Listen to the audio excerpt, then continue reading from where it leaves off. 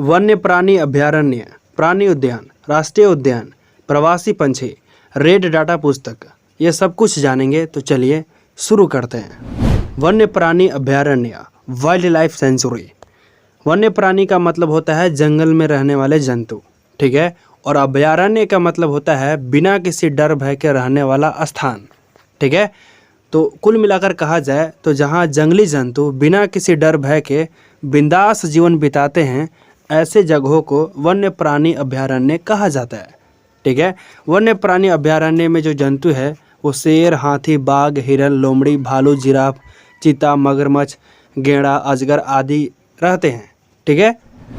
वन्य प्राणी अभयारण्य में जीवों को मारना, शिकार करना, पकड़ना मना होता है। भारत में वर्तमान में 528 वन्य प्राणी अभयारण्य हैं। प्राणी उद्यान, जिसे चिड़ियाघर कहा जाता है, इंग्लिश में जूलॉजिकल पार्क। प्राणी उद्यान वह क्षेत्र है जहां जंतुओं को संरक्षण करते हैं, मतलब देखभाल करते हैं, पालन पोषण करते हैं। राष्ट्रीय उद्यान, नेशनल पार्क, यह एक विशाल आरक्षित क्षेत्र है जिसमें किसी राष्ट्र के प्रशासन प्रणाली द्वारा संरक्षित किया जाता है। इसमें जीव जंतु तथा पर्यावरण संरक्षित किया जाता है। राष्ट्रीय उद्यान में भी बहुत सारे जंतु होते हैं और इन्हें मारना, पकड़ना, शिकार करना मना होता है, ठीक है। अब समझते हैं प्रवासी पंछी, माइग्रेटरी बर्ड्स। प्रवासी पंछी का मतलब होता है स्थान बदलकर रहने वाला पंछी। मौसम परिवर्तन के कारण कुछ पंछी अपनी आवास को छोड़कर, घर को छोड़कर दूसरी जगह घर बनाकर रहते हैं। उन्हें प्रवासी पंछी कहते हैं।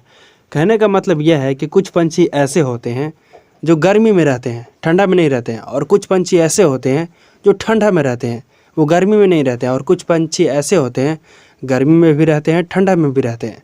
तो जो ठंडा में रहते हैं और जैसे ही गर्मी आएगा तो वो क्या करेंगे, वो ठंडा जहाँ पर पड़ता है वहाँ चले जाएंगे। तो वैसे पंछी को हम क्या बोलेंगे, प्रवासी पंछी। तो उदाहरण में देखिए यहाँ पर लिख रखा है मैंने, साइबेरियन क्रेन, ग्रेटर फ्लेमिंगो, राजहंस, पेलिकन, कोयल, अमूर फाल्कन, आर्कटिक टर्न, नौरंग पंछी, साइबेरियन सारस, ये जो हैं घर और जगह बदलते रहते हैं। प्रवासी पंछी की परिभाषा इस तरह भी लिख सकते हैं, ऐसे पंछी जो उड़कर सुदूर क्षेत्रों तक लंबी यात्रा करते हैं प्रवासी पंछी कहलाते हैं, ठीक है। रेड डाटा पुस्तक, यह वह पुस्तक है जिसमें सभी विलुप्त होने वाले जीवों का रिकॉर्ड रखा जाता है। पौधे, जंतुओं और अन्य स्पीसीज के लिए अलग अलग रेड डाटा पुस्तक है। कहने का मतलब यह है, काफ़ी साल पहले काढ़र, डायनासोर, ये सब बहुत सारे थे, लेकिन धीरे धीरे क्या हुए, ये समाप्त हो गए। तो ऐसे जीवों का जो रिकॉर्ड है रेड डाटा पुस्तक में रखा जाता है, ठीक है। तो जो भी जीव विलुप्त हो रहे हैं, धीरे धीरे गायब हो रहे हैं, वो सबका रिकॉर्ड जो है रेड डाटा पुस्तक में रखा जाता है। मुझे आशा है कि जो कुछ भी बताया हूँ आसानी से समझ आ गई होगी। तो चलिए फिर मिलते हैं एक और नए दिन नए टॉपिक के साथ। तब तक के लिए जय हिंद, वंदे मातरम।